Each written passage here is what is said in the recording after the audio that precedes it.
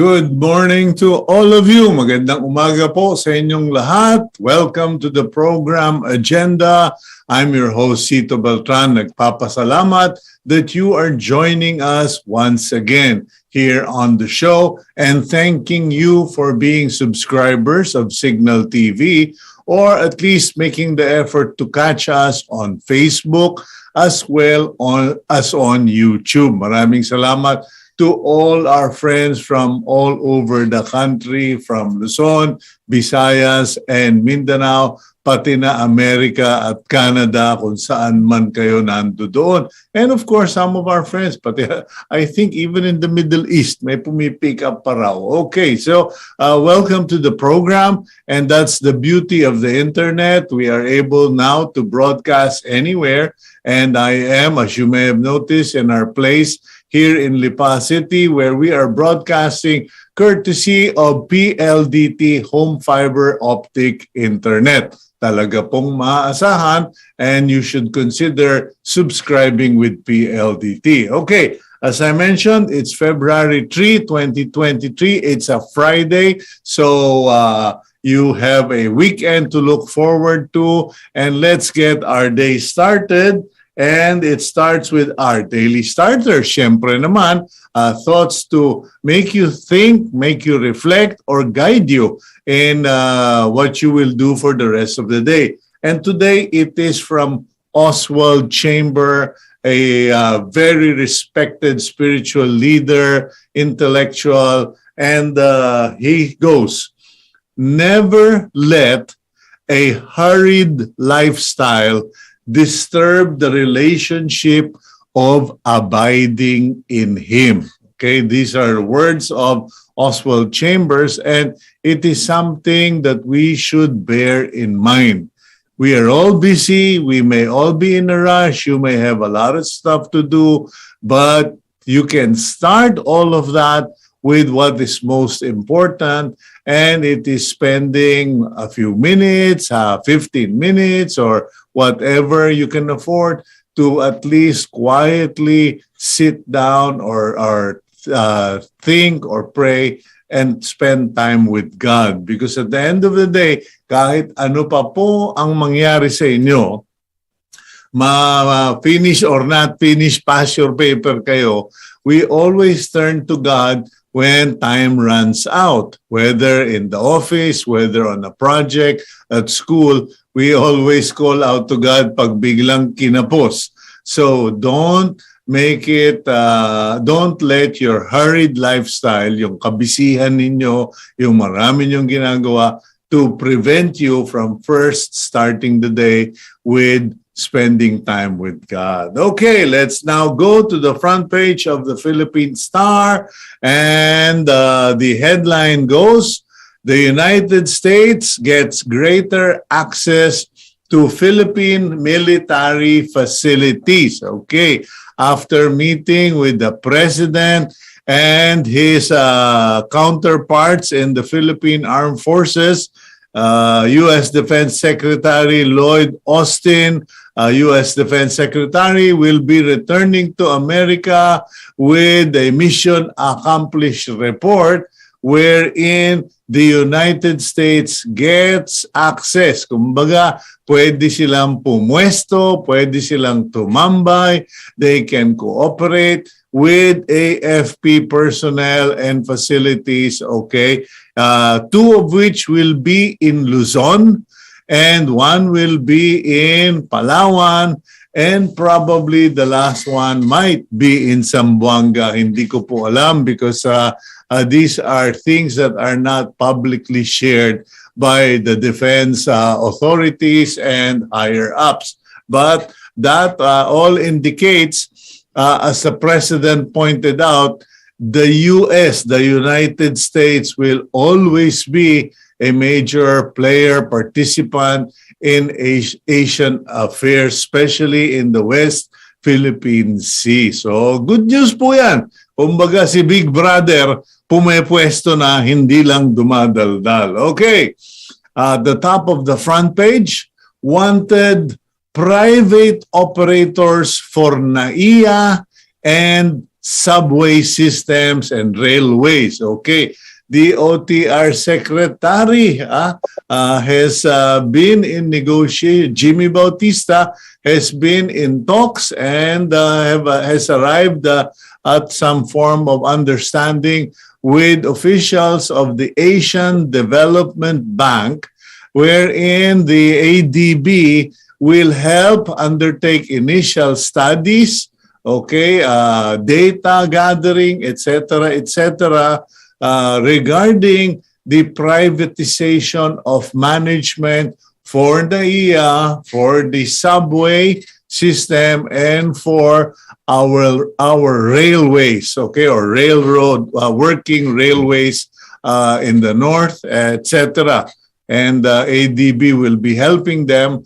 Ang tanong lang po dyan, libre ba? Kasi from what I understand, ayan, laging ganyan eh. Pag sinabing we will assist, meron naman singil, okay? So what will it cost us just to know how to go about that? Okay, Global Democracy Index, the Philippines slightly improved to 52nd place. The Philippines slightly improved in its ranking, but remains classified as a flawed democracy. In the Democracy Index 2022, released by London-based think tank, the Economist Intelligence. Okay, from 54th in 2021, the country improved to 52nd out of 167 countries. What does that tell us? That democracy is alive in the Philippines. It's not perfect, but it works because there is a method to the madness of the Philippine people when it comes to practicing democracy. Okay, DOH finalizing bivalent guidelines. And as expected, the healthcare workers, or A1, senior citizens, A2, and people with comorbidities, A3, are to benefit from the first batch of bivalent COVID-19 vaccines arriving this March. The Department of Health said as it finalizes the drafting of guidelines concerning the use of these vaccines in the country. So, kumbaga, hindi na kailangang i-memorize yan. Lagi na nating ginagawa yan. Okay, further down in the front, on the front page, good news, I hope, Grab, yung favorite ninyong Grab car, Grab deliver, Grab transport, vows to create 500,000 jobs.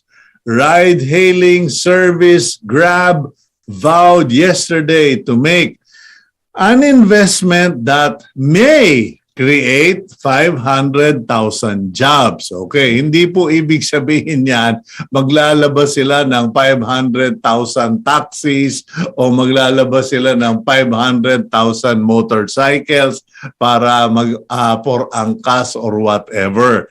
Ang ibig pong sabihin yan, what it means is Grab will expand its operations all over the country with the assistance of the government and incentive or motivation from President Bongbong Marcos, and they will expand their operations not just to Manila but Davao, Cebu, and other parts of the country, including Iloilo. And because of the mobility, increased mobility, what they expect is more people will be able to have more jobs or go to work, etc., etc. Hindi po yan 500,000 na sasakyan. At ako po, pagka gano'n na nangyari sa Metro Manila, lumipat na kayo ng bansa. Okay, but anyway, that's good news. If Grab can expand its operations without creating anong tawag nila doon? Carmageddon. Anyway, further down, we have groups renew Maharlika objections. The Foundation for Economic Freedom, or FEF, Management Association of the Philippines, the University of the Philippines School of Economics Alumni Association, or UPSEAA, aired their opposition anew to the proposed Maharlika Investment Fund, calling on the Senate to consider its impact on the independence of Bangko Sentral ng Pilipinas and government intervention in the economy. As the Senate begins deliberations on the Maharlika Investment Fund, we maintain our view that such is fundamentally flawed and does not achieve the stated economic activity cited in its formation. Sa madaling salita, iba yung salita kaysa sa kalalabasan ng ginagawa. Okay. Meanwhile, President Bongbong Marcos not likely to extend COVID state of calamity. With COVID-19 cases in the country now manageable, the Department of Health said President Marcos is no longer inclined to extend the state of calamity. The president is really very hesitant to extend the state of the calamity. The DOH, in actuality, we requested for the extension not because of what we have as a situation, but because of technical reasons. Okay, so kung madaling salita, bagamat gusto ng DOH, ituloy pa rin yung classification ng state of calamity regarding COVID-19, sabi ni BBM, tama na. Naglabasan na ng kural lahat ng tao, palaganapin na lang natin ang ekonomiya. Okay. Meanwhile, that bottom photo of the Philippine Star shows President Marcos meeting with businessman Henry C. Jr. at the center of the photo, whose company Data Lake Incorporated has entered into an agreement with US-based Starlink to provide satellite internet services in the country, a subsidiary of Elon Musk's SpaceX. Starlink has been asked by the US government to hasten its expansion in the Philippines. Joining them are from Left Data Lake Inc. CEO Anthony Almeida, Starlink Director of Sales SpaceX Nicolas Galano, Philippine Ambassador to the US Jose Babes Manuel Romualdez, and DICT Secretary Ivan John Uy. Okay. And last two pieces of news on the front page, we have top forensic expert calls autopsy of Kian improper. Nako po, aray ko. The country's leading forensic pathologist yesterday said there were irregularities in the autopsy done by police on Kian de los Santos, calling it an autopsy lip to make it appear that there was a forensic examination on the body. Paano raw po nung tiningnan yung katawan ni Kian, hindi binuksan yung kanyang ribs, yung incision, tinaas lang yung balat, hindi ginupit, wala yung traditional Y-cut, etc. So, autosilip, hindi autopsy, ang tawag ni Raquel Fortun. Okay, last news, malungkot. Philippine debts, utang ng Pilipinas na magana, okay, has swelled to 13.42 trillion in 2022. Okay, so yan po, patuloy na namamagayan kasi patuloy ang pag-utang ng gobyerno para sa kanilang mga proyekto.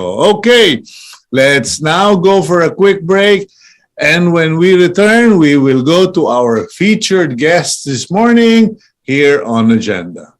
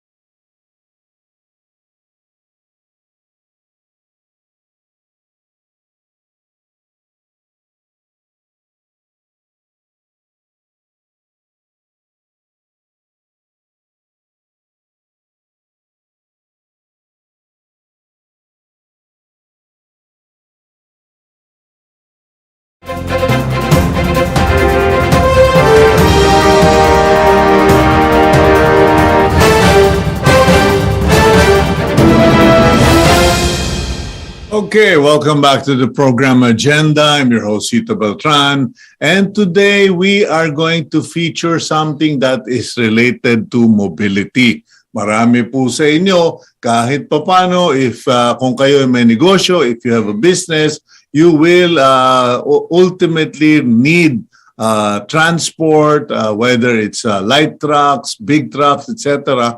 And if you are on the road a lot, I am sure that you are familiar, you have seen this for so many years, the Foton brand. Kumbaga, parang yung mga parang yung mga nasa movies, di ba? Yung transporter. Okay, transformer pala. At sila transporter. Okay, Gabriel, let's roll out the Betamax to introduce our guest today. Levy Santos is the new general manager of Foton Motor Philippines. Prior to this, he was the company's vice president for sales since 2017. Santos started his career in the automotive industry as parts associate. Later, he moved up in the ranks and served in leadership positions in other top brands like Ford and Subaru. Nica Catanes is the communication manager of Foton Motor Philippines Incorporated. Prior to joining Foton, Catanes was a journalist, producer, writer, and director for one of the largest TV English networks in Asia and major local networks for 13 years. Okay, so welcome Levy and Nica. Good morning to both of you. Good morning, Sir Cito. Hi, good morning, Sir Cito. Okay, Cito na lang. Okay, pinatatandaan nyo akong dalawa eh. Okay, now, Levy, I actually gave specific request to the team to feature Foton in the program before next week because I understand you guys are going to do the Foton Big Show again. Last time I saw that, medyo talagang big time yung mga events ng Foton when you feature commercial vehicles.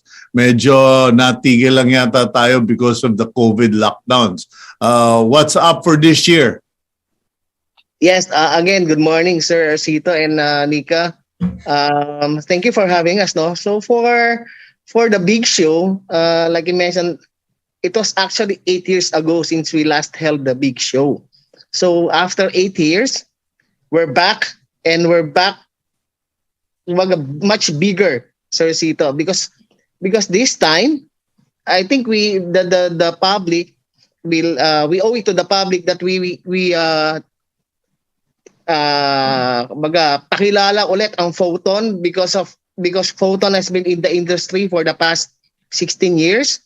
And we are the only China brand that made it to the top 10 of the automotive industry in terms of number of sales. So this 2023 big show, we want to highlight our new models that we'll introduce to the market, especially, Sir Cito, the all-new, first ever electric vehicle light-duty truck, commercial vehicle to be introduced in the market. So exciting for this big show. Sana makapunta po yung mga ating listeners and viewers. Okay, Nica, you're a communication specialist, you're a veteran journalist, etc. How do you see this big show impacting the transport sector, and what do you expect it to achieve for Foton? Thank you, Sir Cito. You're right na may malaking impact po talaga yung big show. Kasi we mounted this kasi we acknowledge that times and demands are changing, especially after the pandemic. We're still trying to revitalize our economy. So we thought of the big show as having this commerce and mobility synergized, leading the new generation of entrepreneurs tagline, kasi we wanted to help Filipino businesses to take smart choices forward. Dito kasi, sir, sa big show namin, we're offering a lot of discounts and prices, promos that will give headway or a head start to all the business owners and entrepreneurs, new breed of entrepreneurs. Kasi syempre, Sir Cito, ang iniisip natin pag truck, nako, ang mahal nito, baka hindi ko kaya. Pero I've personally met Foton customers na, got a good business out of our trucks and partnering with bigger companies like Coca-Cola. So we see that this is an opportunity for all the entrepreneurs and automotive enthusiasts, kasi meron din naman tayong mga traveler series dito, like Thunder, Tuano, yan yung mga sikat ng Foton na talagang malalaki ang mga discount na ibinigay natin because this involves 33 units on full blast display na lahat pinag-isipan po namin kung paano magkakaroon ng mga on-site approvals, all the things that our visitors would find beneficial.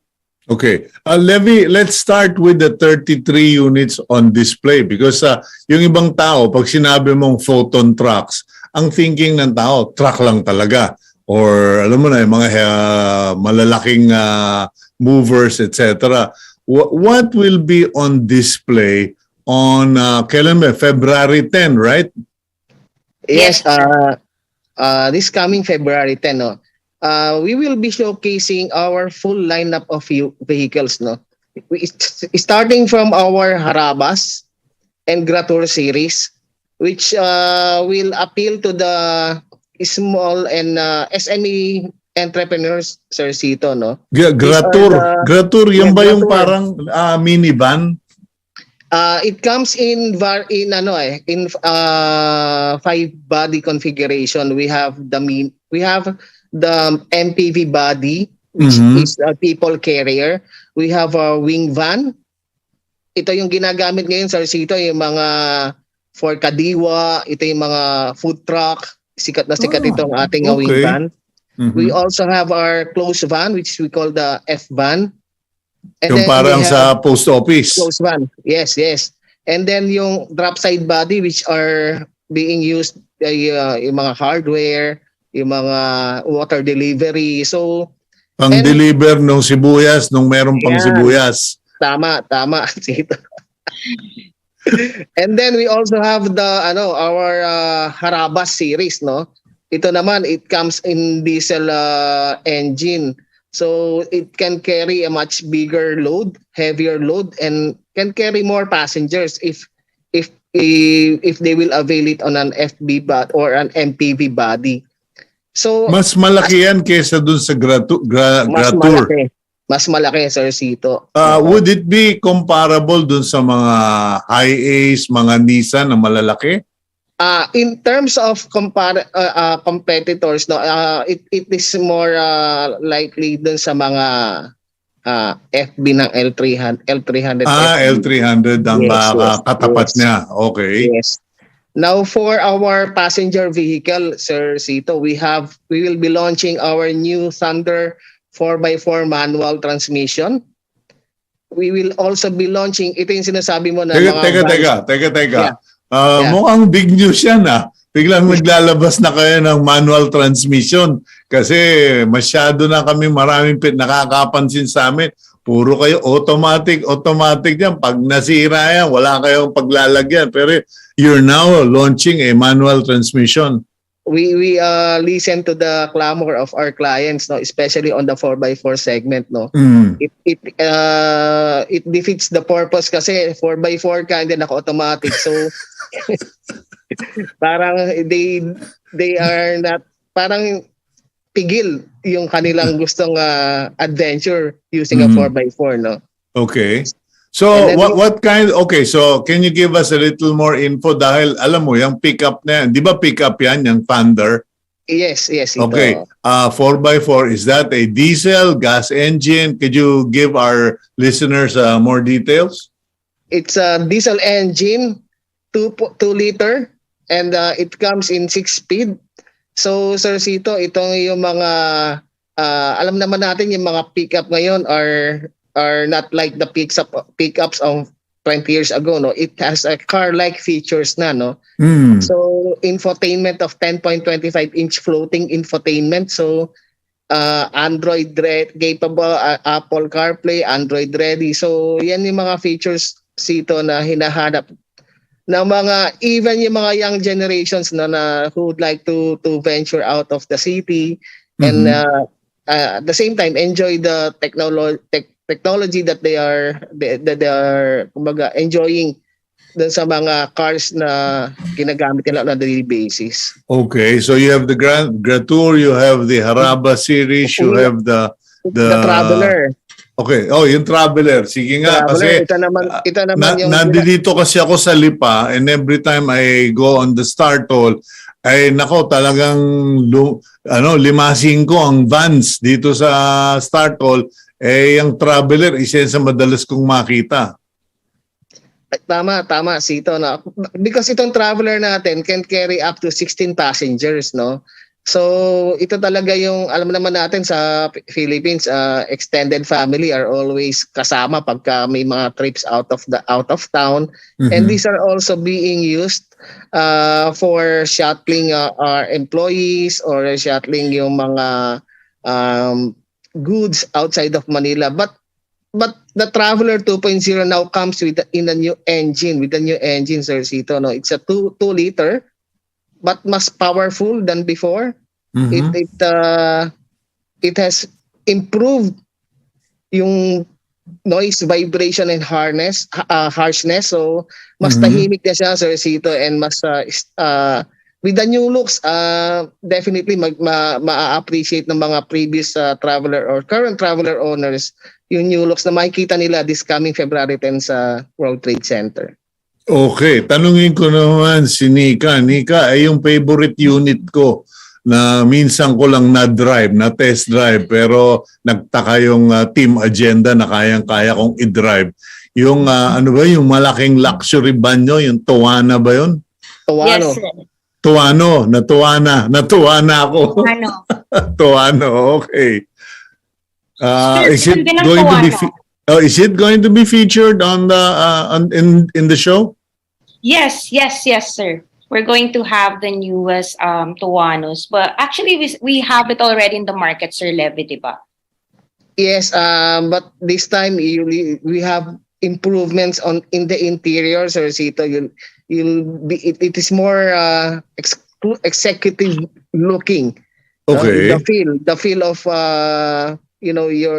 it's like riding a business class aeroplano. So yung legroom has improved, the seating configuration has improved a lot also. So maraming po bago, and we also be showcasing yung pinaka-highlight namin, Sir Cito, as mentioned earlier. Aside from the passenger vehicle, our new light-duty trucks na electric, full 3.6. electric. Okay, pakikwento nga yung electric na yan, because the first and last time I saw large commercial truck that was electric was in Japan, and it was of a European brand. Medyo first time ba na naglabas ang China or Foton ng electric truck? In China, sir, sige, go ahead, Nica. The first fully electric light-duty truck, sir. So it's running on an electric motor instead of the traditional engine. Kasi, sir, our aim nga is i-fully shift natin, like let's lead the businesses into that zero-cost strategy on fuel. Kumbaga, sir, matipid na sa negosyo, malinis pa para sa kalikasan. So, how does Foton Tornado 3.6 EV enable this, no? So, yung niya kasi, motor niya kasi, sir, the peak outputs are 154 horsepower and 300 Newton meters of torque. So, yung engine niya, sir, can cover the same acceleration, no, nung mga traditional engines. Mas mabilis pa nga, sir, kasi 50 kilometers per hour in about 9 seconds. And then, yung full range na kaya niyang takbuhin, sir, is 208 kilometers. So, tested in different continents like Australia, using the global, worldwide harmonized light vehicles test procedure. Kumbaga, sir, talagang ang presyo niya ay kapresyo lang din ng mga LDTs na hindi fully electric. Kaya hindi naman siya hindi siya mahal, pero the logistics, delivery and reduced operating costs will really benefit the owners. Okay, now Levy, you went up the ranks, so alam mo yung mga parts, yung mga servicing, etc. And Foton has established itself in the market na new, improved every year. It's always every year new, improved yan, and reliability has gone up. But what assurance can you give our viewers that when they buy a Foton truck, because some people will say, paano sa probinsya? Sabi ko, hello, nag-umpisa ang Foton sa probinsya. Diyan unang pumutok ang Foton sa probinsya. How has it been? Kasi matagal ko na rin hindi nakakausap kayo mga tiga-Foton. How is your dealer network, your service network? Kamusta na ba ang setup nyo ngayon nationwide? Okay, thank you for asking that, Sir Cito. No? For the past 16 years, no, talagang as a China brand, challenge talaga yun eh. Yung pag sinabing China brand, sinasabi nila yung after sales will be a headache, no? But for Foton, we made sure that we will be addressing all those concerns by kumbaga po, pinadami namin yung aming dealership network all over the Philippines. Currently, we have 24 dealers in Luzon, Visayas, and Mindanao, and we're planning to open 4 more this year to have a wider footprint in the whole of the Philippines to cater to the vehicle demands and after sales demand of our clients. And just to add, Sir Cito, no, to have more confident on the brand, we have our own. We are the only China brand that have our own assembly plant in the Philippines, which is located inside the Clark Freeport Zone, and a warehouse of parts that amounts to roughly 400 million pesos just to cater all the dealership network demand on our spare parts. Okay, now, how are you set up? Dahil alam mo naman ngayon, masyado nang spoiled ang Filipino consumer. Masyado tayong nasanay sa Shopee, Lazada. Ay, pag-grab deliver mo na lang or palala-move mo, nandiyan na yan bukas. What about your customers who are in the Visayas or Mindanao? How do you work it out, Nica or Levy, whoever is the one who should answer this? How do you work out the speed and efficiency of getting parts, especially yung mga medyo complicated? Paano nyo ina-address yan at Foton? Okay, sir. Even before the pandemic happened, no, we anticipated na yung mga ganyan na magiging because of our the number of units running, no, we anticipated na baka magkaroon ng mas maraming demand. So aside from the dealership network, we also launched our Easy Parts hotline, which can be contacted directly by the client and will be answered directly by our customer service at FMP at Foton Motor Philippines. And then yung delivery period yan, sir, it's very fast because we just opened up a warehouse in Mindanao, particularly in Davao region, so that we can cater those who are kumbaga masyadong malayo sa center of business dito sa Clark. So we opened up a warehouse partnering with the delivery company to hasten the delivery of parts in far-flung areas po. Okay, liwanagin ko lang. This video that we were just showing of those parts, those, I don't know if Gab can rewind it to that, yung sa warehouse, it said there ISO certified.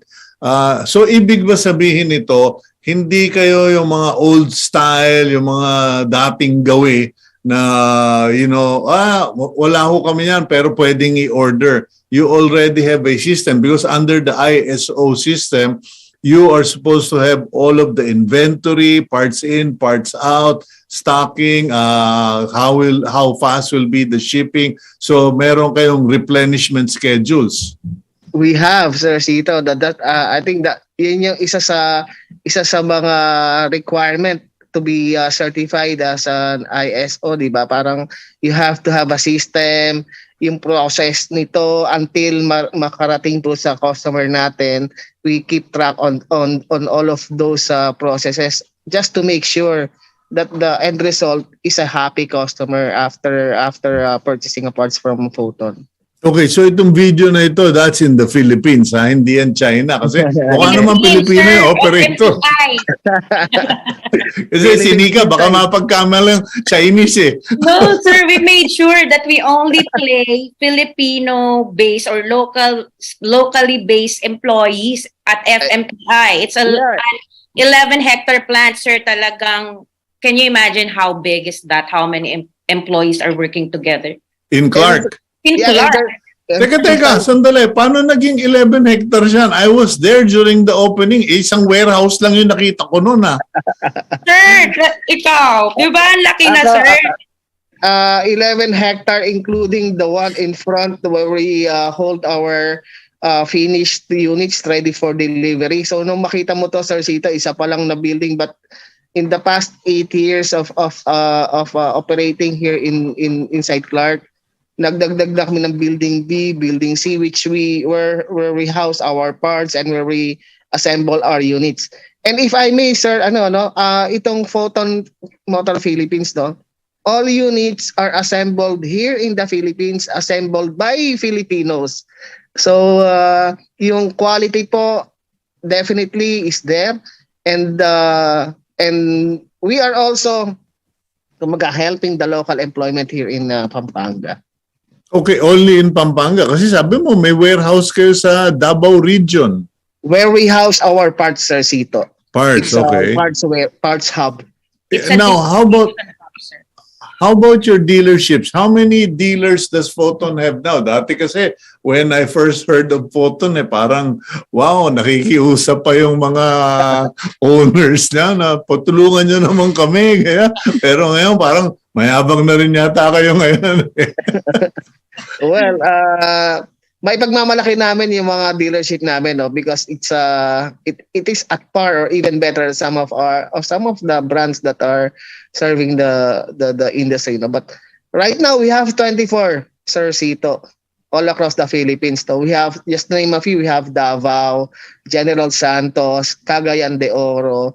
We have Iloilo in Visayas, Cebu, Mandaue, and Talisay. We have Bacolod. So mas marami lang talaga dito sa may Central Luzon and sa may North South Luzon. So, but we're planning to open up more dealership, and in the next 3 years, my vision is to have 40 dealerships in the next 3 years to cater the demand of our Filipino entrepreneurs. Okay, how confident is Foton about its future? Because clearly, Foton has already overcome the biggest challenge of a China brand, okay, or a Chinese brand. Noon kasi, pag sinabi mong China, good luck. Bahala na si Batman, ika nga nila, no? But after so many years, Foton has proven itself na we are here to stay. Putting up the factory, putting up warehousing for parts, etc. Pero what about the future? What game plan does Foton have? Do you want to expand to a second factory, maybe in the Visayas or Mindanao? How much of your sales do you want? I think, Nica, ano ang projection nyo in the next 5 years? Sir, in the past 16 years, we're proud to say na sabi mo nga kanina parang medyo mapagmamalaki na. Kasi I think the gateway to that success, sir, is under Sir Levy and the very efficient sales team. Kakapasok ko lang dito, sir, pero talagang I'm working well with the sales team. Kasi they have managed to tap all the target customers in different industries, no? So the future is still to expand and continue to cater to these industries. These are big industries, sir. Construction, logistics, the entire hospitality market. This involves restaurants, local tourism offices. So right now, we can already see that Foton units are plying the road, you know, with the F-jeepneys, the modernized public utility vehicles. So Foton units are very visible in both the private sector and government sectors. And when it comes to sales, Sir Levy is also our new general manager. He's been serving Foton for 7 years as the sales vice president. So his plan is really very outlined. He has a 3-year road mapping when it comes to sales. Sir Levy, ano ba yung 3-year road mapping? Sir Cito, no, future, you said future kanina, no? So, ano mang plans? Well, we want to still continue to tap on the logistics segment, ano?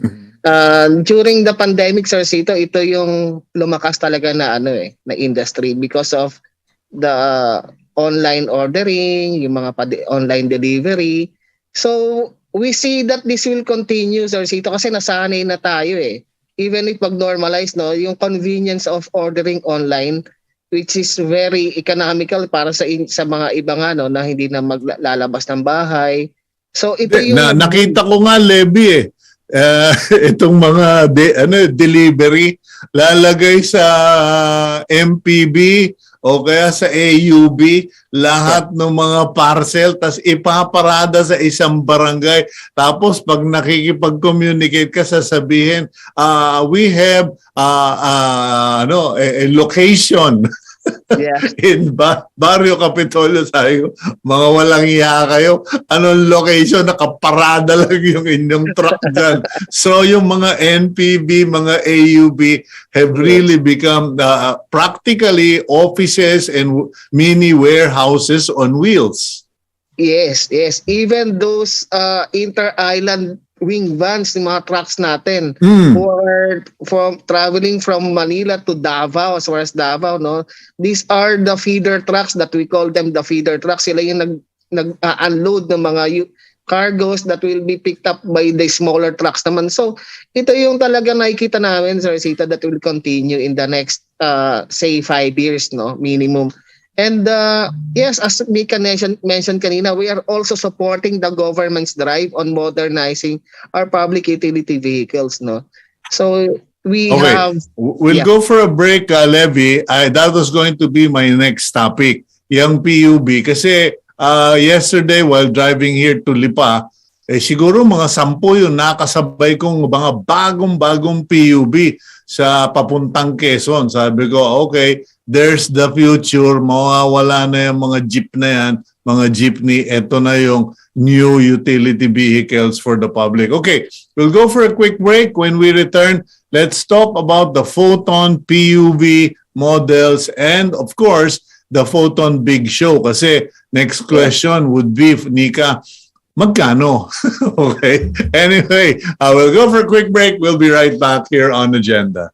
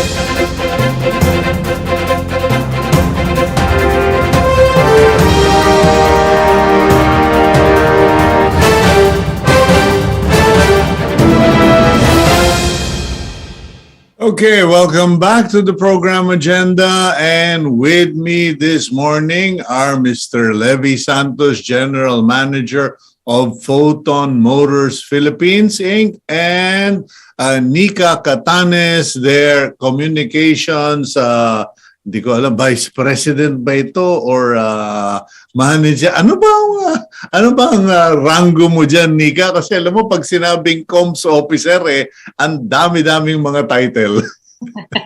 Sir, manager pa lang. Grabe yung vice president. Oh, yeah. I'm being prophetic, di ba? Anyway, okay. So, Levy, before the break, we were about to talk about PUVs. Kasi dati medyo may a lot of emotions went into the discussion of public utility vehicles. But now, I think Filipinos have come to realize that as much as we love the jeepneys, ika ngayon, the king of the road, the dinosaurs also became extinct. And sadly, yung mga jeepneys na yan will have to go because they really violate every safety code regarding public utility vehicles. As far as Foton is concerned, what have you guys developed for this? Kasi nabasa ko nga kanina, I don't know if you heard me reading it, Grab is planning to create 500 jobs directly or indirectly through mobility. Yeah, again, thank you. No, so for in support of the government's drive to modernize the public utility vehicle, no, Sir Tito, Foton developed 3 classes to support the government. Now we have class 1, which is to cater the smaller routes or shorter routes of an LG or province, no. And we also have class 2 vehicle, which is ito naman yung bigger version. Ito na yung mga that can carry 30 to 35 passengers in one go. And the benefits of having a modern jeepney, yung safety, you mentioned about safety, no. These units are equipped with CCTV, aside from safety, yung convenience, aircon na to, Sir Cito, no. Tapos yung convenience also, it is equipped with that automatic fare collection system. So yung driver mismo hindi na inaabot yung kamay patalikod and then nadi-distract sa driving niya by taking off his hand dun sa steering wheel. So these are the features of the modern jeepney that is now being accepted, no, because we delivered around 300 units of this vehicle from various cooperatives of mga jeepney operators, Sir Cito. Okay, how do you guys offer this to operators or to entrepreneurs? Kasi kanina nababanggit nga kanina ni Nica that you are trying to go hand in hand with many entrepreneurs. Now, pagdating dito sa mga Foton vehicles, whether it's the commercial or the non-commercial vehicles, how do you offer it to the public? Kasi not everybody naman will go there with a bayong of cash. Although I have seen that. Pati sa Sabungan, nakikita ko yan noon. Ito, Sir Cito, no, we guide the cooperatives. Tinutulungan namin sila step by step, no, from forming a cooperative hanggang sa mag-apply sa mga government financial institution. The GFIs that support this are Land Bank and DBP. But the good news, Sir Cito, since last quarter of 2022, private commercial banks are also approving loans of this modern jeepney because they see the potential, no, nung the paying capacity of this cooperative once they are granted units to operate. So I think it's a good sign that even the private commercial banks are supporting this move of the government. Okay. Nica, what do you have direct arrangements with these commercial banks? Because alam ko sa mga automotive events, yung mga car show, motor show, laging may nakapwesto mga bangko dyan eh. And when they do presentations, the car companies would always say, for those of you who are interested in our units, you can go to XYZ because we are an accredited or partner of these banks. What about Foton, Nica? Yes, sir. We partner with top commercial banks, as mentioned by Sir Levy, for them to come up with beneficial arrangements, no, for each customer. So Foton sales executives, like the usual process, they assist in the bank applications. But for this one, every nitty-gritty support, sir, from the low payment schemes, it's like a customized assistance for each customer. Kasi we make sure now we're not just selling or distributing units until nasa kanila yung unit 5 years, 6 years, 7 years. We're still their partner in the business, and as long as they're paying. Okay, and how is that worked out, Nica or Levy? No, kasi it apparently when customers are able to pay for the units and continue to carry it. And syempre, repeat customer is a sign of success. Pero may mga nagsabi sa akin sa mga bangko, Cito, pag ang car company, yung kanilang binebenta, ay walang nariremata, that means the customer satisfaction is very high. What is the experience of Foton in terms of non-commercial and commercial vehicles, Levy? Thank you for that. No, ako kasi I personally monitor yung mga lists from the banks that have repo units, and I'm proud to say that we're not even at 1% of the numbers of units that are being repossessed. So it's a sign that these are commercial vehicles. These are being used for business, and these are self-liquidating units. So it's very easy for the bank to justify to have it approved because yung unit mismo generates income. So it's not an expense on their side. It's an investment. So I think that's the reason why we have a very low repo units in their bank. What is the highest selling model? Kasi I would think Thunder kasi because magagamit mo na sa negosyo and you can still use it for family outings or purposes. But in reality, what is the highest selling model of Foton? The number one is the Tornado 14-footer, the M4.2C. This is the ones that, kumbaga, ito yung number one choice ng mga logistics and delivery companies, The likes of JNT Express, Shopee Express. Both of these companies have purchased our Tornado light duty trucks because of its durability and dependability. Ano yun? Yung parang mga close van? Yung may parang container sa likod na maliliit? Yes, Sir Cito. And these are the intercity, kumbaga, these are not included sa mga truck vans. So, yung mga nakakapasok ito sa city without delay. So, ito yung vehicle of choice nila.